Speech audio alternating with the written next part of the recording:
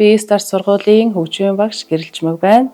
За миний бие боловсролын байгууллагад 15 дахь хичээлийн жилдээ сурагч бяцхан хүүхдүүдтэй найрал бишгүүр за мөн хичээлээ болол цөм хөтөлбөрийн хөтөлбөрийн дагуу бол сургалт хүмүүжлийнхаа ажлыг бол явуулж байна. Би Стар сургуульд өөрийн охин, миний охин 7 дугаар ангид суралцдаг. Охинтойгоо хамтдаа бол байгаа. За охин маань бол манай сургуулийн сургуулийг сонгож орж ирснээрээ математик, англи хэл, за мөн спортын гар бөмбөг волейболын төрөлд бол маш их сонирхолтойгоор бол хичээлдээ оролцдог байгаа.